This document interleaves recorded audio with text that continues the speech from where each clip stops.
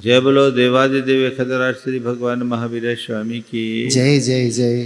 अहिंसा परमो धर्म की जय जय जय। परम पूज्य आचार्य गुरुवर श्री विद्यासागर जी महाराज की जय जय जय जय। बोलिए परम पूज्य मुनिवर श्री प्रमाण सागर जी महाराज की जय जय जय। मुनि संघ की जय जय जय। एक नगर में कोई पहुंचे हुए संत आए। उनके चरणों में एक जिज्ञासु सुखी होने का मंत्र देने की भावना से पहुंचा। कहा, गुरुदेव मुझे सुखी होने का मंत्र बता दें। संत ने कहा कि मैं तुझे मंत्र बताऊंगा, तो एक काम कर, नगर में अनेक सुखी आदमी हैं, तो किसी सुखी आदमी का कुर्ता ले आ। उसने कहा, अच्छी बात, सुखी आदमी का कुर्ता लेकर के आना है, ले आता हूं। सबसे पहले वो नगर के जागीरदार के पास गया और उससे निरोध किया कि आप बड़े सुखी प्रतीत होते हो, आप अपना कुर्ता दे दें। बोले क्यों?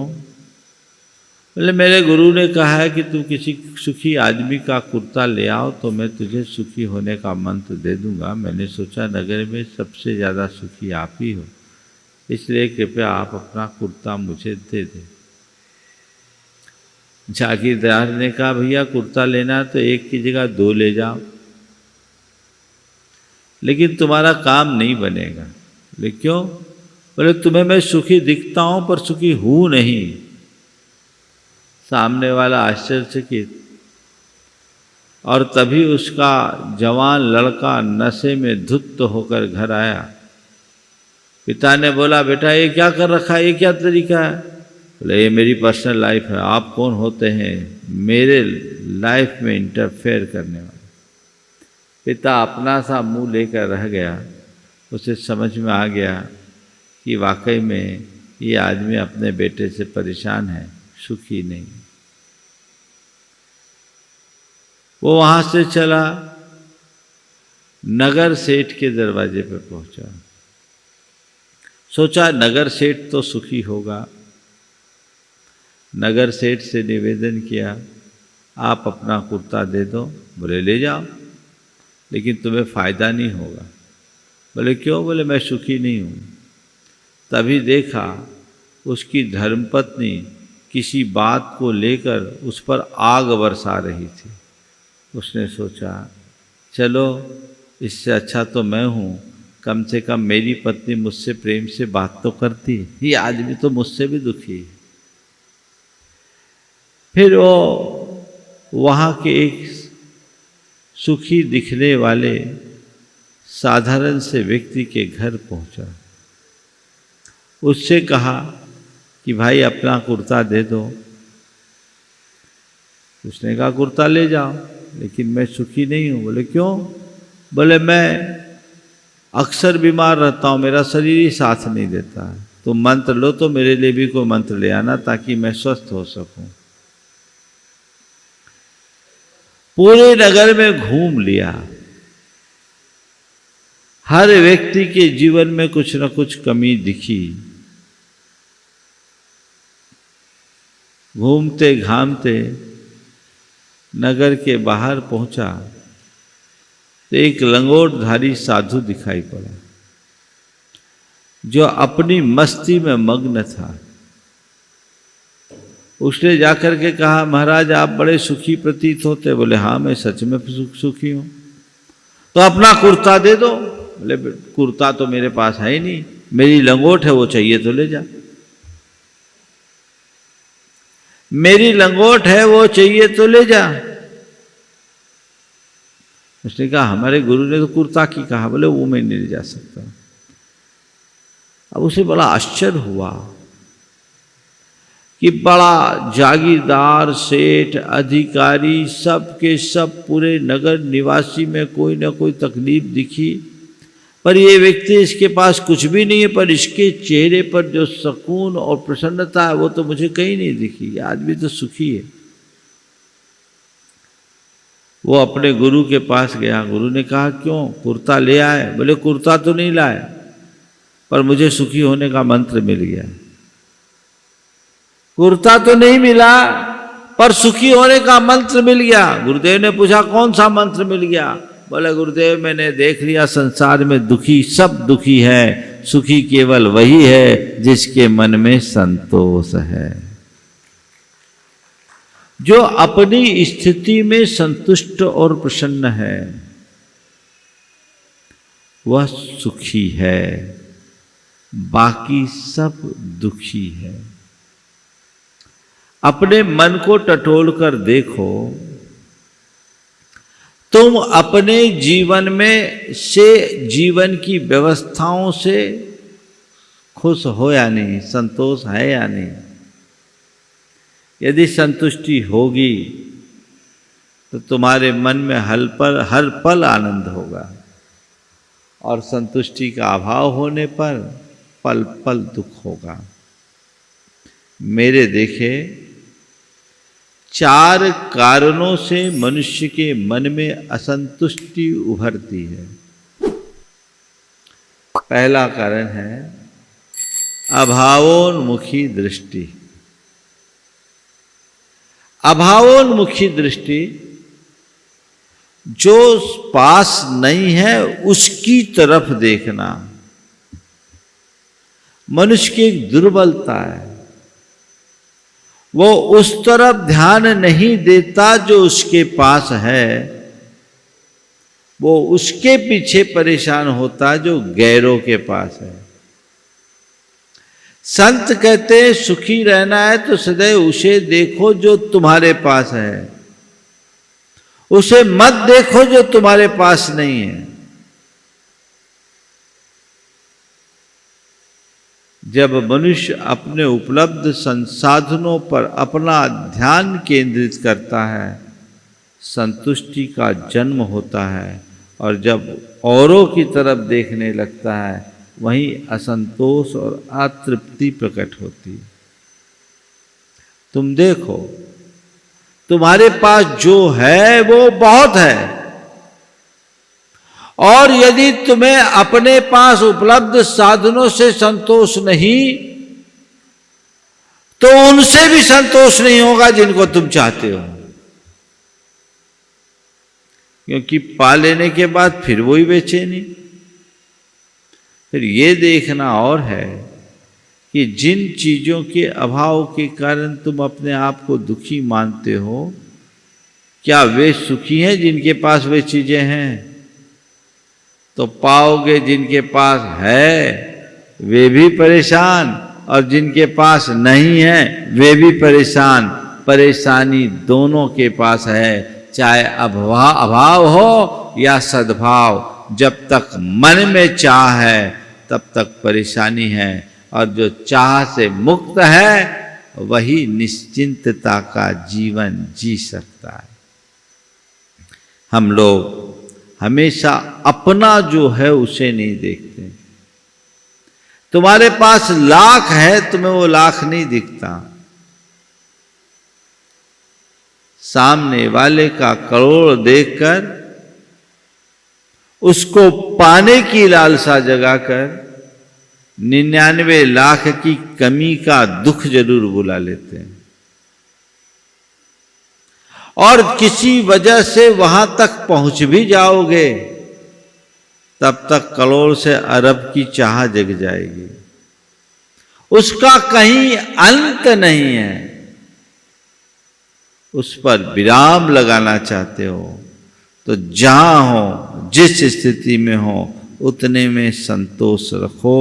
अभावोन्मुखी दृष्टि से बचो। महाराज, आपकी बात मान ले तो फिर जीवन में तो अभाव और अल्पता ही बनी रहेगी, उनसे हम बचेंगे नहीं। अपने जीवन की जरूरतों की पूर्ति कैसे होगी? आधारभूत बातें हमारे जीवन में कैसे आएगी? उसके लिए हम क्या करेंगे? तो संत कहते हैं, तुम अपने अभावों को दूर करने की कोशिश ना करो, ऐसा नहीं कह रहे हैं। अगर किसी चीज की कमी दिख रही है तो उसे पाने का प्रयास करो, पर कमी का एहसास मत करो। जीवन में तभी सुखी हो पाओगे। लेकिन अपना दिखता नहीं और गैरों का हर पल आंखों में झूलता है, वहीं से दुखों की कहानी शुरू होती। एक बार कोयल के बच्चे ने मोर को देखा तो मचल उठा। उसने अपने माँ से कहा कि माँ, हमारे ये काले काले पंख बड़े भद्दे लगते हैं, हमें मोर जैसे सुंदर सुंदर पंख चाहिए। कोयल ने अपने बच्चे को समझाना चाहा कि बेटे, अपने पंख अच्छे हैं, अपने काम के, यही ठीक है, पर बच्चा है जो मचला सो मचला, उसे माँ बाप की स्थिति का कोई टेंशन थोड़ी होता, विकल्प ही नहीं होता, सोचते ही नहीं। वो एकदम मचल उठा के, नहीं माँ, मुझे तो मोर जैसे सुंदर पंख चाहिए। कोयल ने कहा चलो ठीक है, देखती हूँ। वह मोर के पास गई और मोर से निवेदन की कि मोर भाई, तुम्हारे पंख बड़े सुंदर हैं, यदि एक आध पंख मुझे दे दोगे तो मेरे बच्चे का मन रह जाएगा। मोर ने कोयल की प्रार्थना सुनी और अपने एक पंख झड़ाए। कोयल ने उस पंख को अपने बच्चे को लगाया और जैसे ही कोयल का बच्चा मोर का पंख पाया, वो हर्ष से कूकना शुरू कर दिया और जैसे ही कोयल के बच्चे की मधुर कूक प्रकट हुई, मोर का बच्चा वहां रोने लगा। वो अपनी माँ से कहता है, मेरी आवाज बड़ी बेसुरी है, मुझे कोयल जैसी आवाज चाहिए। ये जीवन की हकीकत है। छोड़कर निश्वास कहता है नदी का यह किनारा, उस पार ही क्यों बह रहा है जगत भर का हर्ष सारा। किंतु लंबी श्वास लेकर यह किनारा कह रहा है, हाय रे हर एक सुख उस पार ही क्यों बह रहा है। इस पार वाले को उस पार में और उस पार वाले को इस पार में ही आनंद आता है। जो है उसकी तरफ उसकी नज़र नहीं है और जो नहीं है उसके पीछे वो परेशान है। यही दुख का सबसे बड़ा कारण है।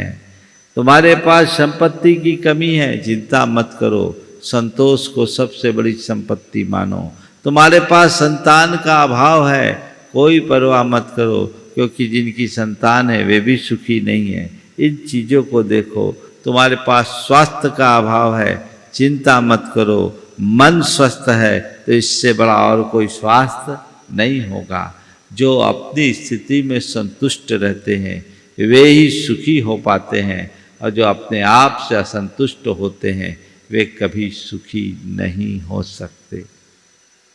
तो अभावोन्मुखी दृष्टि से बचकर सद्भाव को देखें। दूसरा कारण है यथार्थ की अनदेखी। हर पल अपने जीवन में जीवन के यथार्थ को सामने लेकर चलो। क्या है जीवन का यथार्थ? ना हम कुछ लेकर आए न कुछ लेकर जाएंगे। खाली हाथ आए हैं, खाली हाथ जाएंगे। संसार में जिन्हें भी जो भी प्राप्त होता है वो अपने अपने कर्म के अनुसार होता है। हम जो चाहें वो हमें नहीं मिलता, जो संयोग होता है वही प्राप्त होता है। ये जीवन की वास्तविकता है। इस यथार्थ को जो जान लेता है वो व्यर्थ की बातों में उलझता नहीं और जो इस यथार्थ से अनभिज्ञ होता है वो कभी रास्ते पर टिकता नहीं। अपने जीवन के यथार्थ को समझो, अपने पुण्य पाप पर भरोसा और विश्वास रख करके चलो, तो जीवन की सारी दुविधाएं पल में दूर हो सकती है और हमारे जीवन का पथ प्रशस्त हो सकता है। पर मनुष्य इस यथार्थ को भूलकर धन, वैभव और दुनियादारी के प्रति अपनी प्रगाढ़ तृष्णा रखता है और उनकी पूर्ति में ही अपना सारा समय, श्रम और शक्ति को खपा देता है। उसके हाथ में कुछ भी शेष नहीं बचता। यदि जीवन का यथार्थ तुम्हारी आंखों के सामने होगा तो न तुम्हारे मन में तृष्णा होगी और न ही आसक्ति। जो पाया है उसके प्रति बहुत ज़्यादा लगाव नहीं और जो नहीं है उसके प्रति बहुत ज़्यादा भाव नहीं। यही तो जीवन का मर्म है। जिसके जीवन में ये बातें घट जाती है वो हर पल आनंद और सुख में मग्न रहने का अभ्यासी होता है, और जो इससे वंचित रहता है वो आंसू बहाते रहता है। यथार्थ को देखो। पर्क में एक व्यक्ति, देखो यथार्थ की तरफ दृष्टि रखने वाले की क्या स्थिति होती है और वो जीवन में विषम परिस्थितियों में भी कैसे सुखी होता है। एक व्यक्ति को बड़ा नुकसान हुआ।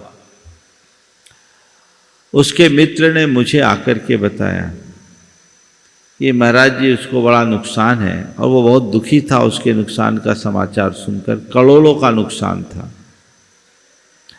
उसने कहा महाराज जी आपका थोड़ा संदेश पहुंच जाए तो उसमें स्थिरता आएगी।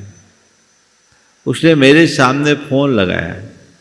मैंने कहलवाया कि भाई ये सब आना जाना लगा हुआ है, अब जो गया सो गया, उसकी चिंता न करे, अपने जो चीज़ें उसको संभाल कर रखे। मैं अपनी बात पूरी भी नहीं कर पाया कि उसकी तरफ से उसने संदेश दिया, सब तो चाल तो रवा है। मारवाड़ी में उसने कहा ये सब तो चलता रहता है, व्यापार है, व्यापार में ये सब लगा ही रहता है। बोला महाराज से कहो हमें आशीर्वाद दे, मुझ पर ये चीज़ें हावी नहीं है, जो जाना था सो चला गया, मेरा था क्या जो जाएगा।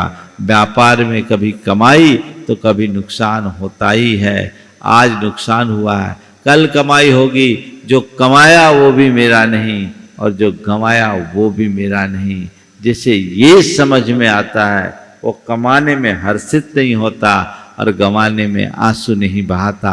जीवन की इस यथार्थ को समझना चाहिए। उसने कहा ये सब चीज़ें चलते रहती है, महाराज से कहो महाराज जी आशीर्वाद दे कि मैं आर्त ध्यान से बचे रहूं, ये चीज़ें मुझ पर हावी ना हो।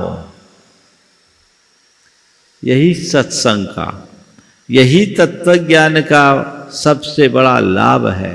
ऐसी कोई व्यवस्था नहीं कि तुम्हारे सारे दिन एक से बने रहे, तुम्हारे जीवन में सब कुछ अच्छा अच्छा ही घटे, ऐसी कोई व्यवस्था नहीं है। भगवान के हाथ में भी ऐसी कोई व्यवस्था नहीं जो तुम्हारे लिए ऐसी फैसिलिटी दे दे कि जा बेटा तू निश्चिंत रह, तेरे अच्छे दिन बने रहेंगे। लेकिन ये व्यवस्था जरूर है, चाहे जो कुछ भी क्यों ना हो जाए, बुरे से बुरी बात हो जाए तो भी तुम उससे अप्रभावित रह सको। तत्व ज्ञान मन में हो तो ये बातें जीवन में घटती है और वही जीवन के उत्कर्ष का आधार भी बनती है।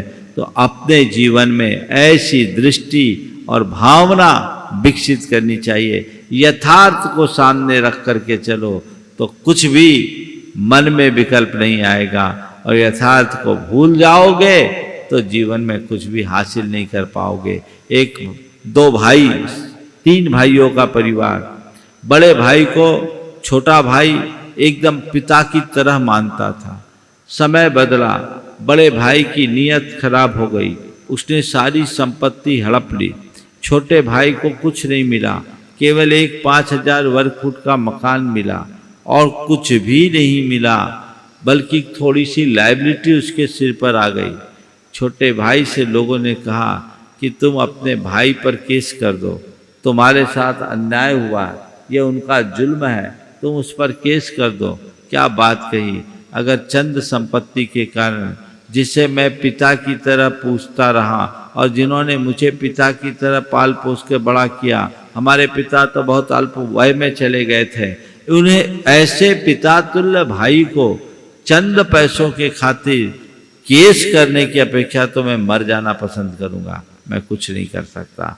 और उस व्यक्ति ने क्या कहा, मेरे भाई ने मेरा कोई नुकसान नहीं किया, ये तो मेरे कर्म का उदय है, ये निमित्त नैमित्तिक संबंध है। हो सकता है मैंने कभी भैया के साथ कुछ गलत किया होगा, आज उसका हिसाब चुकता हुआ, अकाउंट सेटल हो रहा है, हिसाब चुकता हो गया, जो गया सो गया। मैं इतने में संतोष करूंगा और आभार मानता हूं भैया का कि कम से कम घर तो मुझे मिला, कदाचित वो भी चला गया होता तो आज मेरा परिवार सड़क पर होता। मैं तो इतनी बात जानता हूं, जैसा मेरा कर्म का संयोग होगा वैसा ही परिणाम निकलेगा। जाना था सो चला गया, जिस दिन आने का योग होगा सब लौट कर आ जाएगा, इसलिए मुझे कोई विकल्प नहीं है। वो व्यक्ति इस इतनी बुरी घटना को भी बहुत सहजता से जी लिया और उसका परिणाम, उसमें हुनर था, गुडविल थी, उसके मित्र आगे आए और वो एक रियल एस्टेट की कंपनी बनाकर आगे चला। आज करोड़ों से खेल रहा है, जहाँ के तहाँ पहुँच गया। आज भी कहता है जो था वो भी मेरा नहीं, जो है वो भी मेरा नहीं, मेरा तो बस मैं हूँ। एगो हम सासदो आदा नान दंसन लखनऊ, इस पर जिसका श्रद्धान या विश्वास जमता है वो कभी असंतुष्ट नहीं होता। अरे सब चला गया, खो गया है, मैं पालू, क्या खोएगा क्या पाएगा, तेरा जाने वाला नहीं है और पराया आने वाला नहीं। ये श्रद्धान अंतरंग में जमा के रखोगे तो मन विचलित नहीं हो सकेगा। मन में हर पल शांति और प्रसन्नता की लहर प्रकट होगी, जो जीवन का पथ प्रशस्त करेगा। तीसरी बात, जीवन जीने का कृत्रिम तरीका। कृत्रिमता जो लोग ओढ़ लेते हैं उनकी तृष्णा कभी शांत नहीं होती और ऐसे लोग दुखी रहते हैं। वे दूसरों के साथ अपनी तुलना करके जीवन जीते हैं। वो बाहरी स्टेटस को ही देखते हैं और बाहरी स्टेटस को देखने के चक्कर में अपनी क्षमता, अपनी हैसियत को देखे बिना दूसरों से होड़ करते हैं। 1000 रुपए की कमाई नहीं और करोड़पति से होड़ करेंगे तो क्या होगा, कहीं ना कहीं मुंह की खानी पड़ती है। और ऐसे लोग प्रायः खुद से परेशान होते हैं, हमेशा हमेशा दुखी रहते हैं। संत कहते हैं अपने जीवन को सुखी बनाए रखना चाहते हो तो स्वाभाविक जीवन जियो, जो तुम्हारी हस्ती और हैसियत है उसके अनुरूप ही जियो। ज़्यादा तड़क भड़क में जीने की कोशिश करोगे तो जो है वो भी खो दोगे, कुछ हासिल नहीं होने वाला। उसमें सिवाय परेशानी के अपने जीवन में कुछ नहीं आने वाला। आजकल लोग स्टेटस की होड़ में अपनी हालत फटीचरों जैसी बना रहे, बड़ी बुरी हालत है। पति दफ्तर से आया, धर्म पत्नी जोर से चिल्लाई, अब बहुत हो गया, अब आप कुछ करो। क्या हो गया? बोला आपका है फ्लैट अच्छा नहीं, हम 5000 रुपया महीना वाले फ्लैट में रहते हैं, हमारी सारी सहेलियाँ 10,000 महीने वाले फ्लैट में रहती है। मैं उनके बीच जाती हूँ तो नजरें भी नहीं मिला पाती, मेरे मन में बड़ी हीन भावना आती। पति ने कहा अपना फ्लैट अच्छा है, काम में आ रहा है, बढ़िया सब कुछ चल रहा है। बोले नहीं नहीं कुछ भी हो, हमें अच्छा फ्लैट चाहिए, 10,000 रुपये महीने वाला फ्लैट चाहिए। पति ने कहा अपनी इनकम के हिसाब से फ्लैट अच्छा है। बोले आप चाहे जैसे अपनी इनकम बढ़ाओ, मैं ये सब नहीं सुनना चाहती, पर मैं इस फ्लैट में अब नहीं रह सकती, दूसरा फ्लैट चाहिए। अब पति बेचारा क्या करे? ठीक है ट्राई करता हूं। एक हफ्ते बाद उसने कहा, जी सुनती हो? बोले क्या? बोले भगवान ने तुम्हारी सुन ली। सुनती हो? बोला क्या? वो भगवान ने तुम्हारी सुन ली। बोले क्या? हम 10,000 रुपया महीने वाले फ्लैट में जा रहे हैं। बोले नहीं, मकान मालिक ने इसका ही किराया 10,000 कर दिया। अब ऐसे को क्या कहेंगे? सादगी पसंद बनिए, सात्विकता को अपने जीवन का आदर्श बनाइए।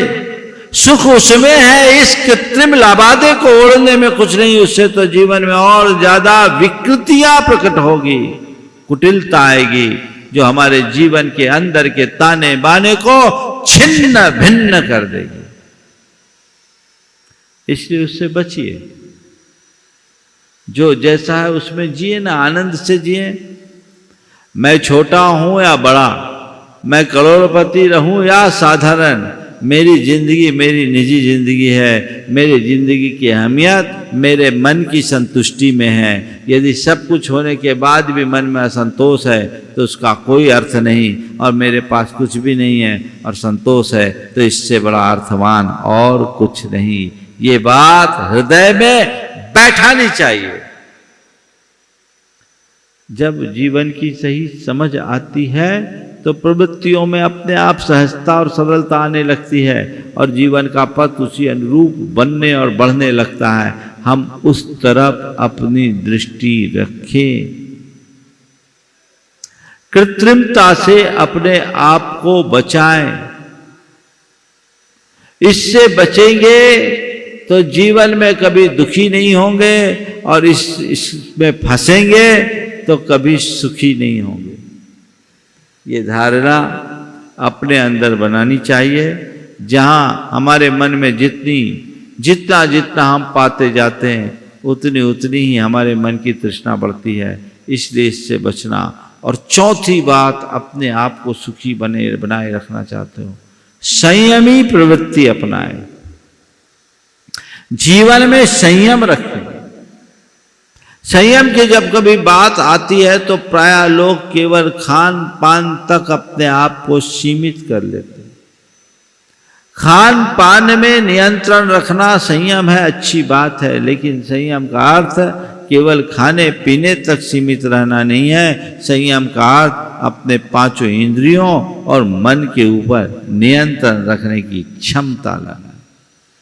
यदि मनुष्य अपने इंद्रियों और मन पर नियंत्रण लाने में समर्थ हो जाता है, संयम को अपने जीवन का आदर्श बना लेता है, तो उसके मन की लालसा कम होने लगती है। और जब मन की लालसा कम होती है, इच्छाएं कम होने लगती है, तो अपने आप हमारा दुख भी दूर हो जाता है। क्योंकि हमारा सारा दुख तो हमारे मन की अनियंत्रित लालसा के कारण होता है। उससे बचने के लिए संयम, मन वाणी और व्यवहार सब जगह संयम।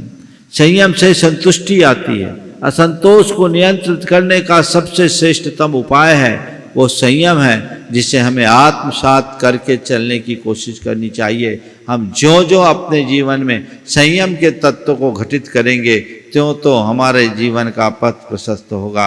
आज भी जो संयमी प्रवृत्ति के लोग होते हैं उनके जीवन में संतुलन होता है, और जो लोग संयम विहीन होते हैं, जिनके जीवन में आचार विचार व्यवहार में कोई संयम नहीं होता, वो नियंत्रण विहीन होने के कारण हमेशा दुखी होते हैं। हमें संयम रखना सीखना चाहिए। संयम आएगा तो हम अपने भावनाओं पर भी नियंत्रण रख सकेंगे, अपने विचारों पर भी नियंत्रण रख सकेंगे, अपने व्यवहार में नियंत्रण रख सकेंगे और अपने आचार में नियंत्रण रख सकेंगे।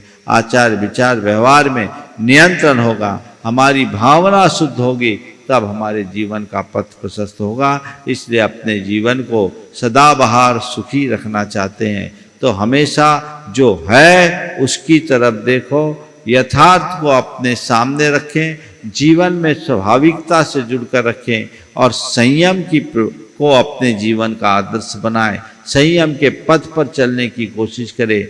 धर्म का सच्चा लाभ यही है और यही धर्म का सच्चा रूप भी है। मंगल भावना की पंक्तियों के साथ में विराम लूंगा।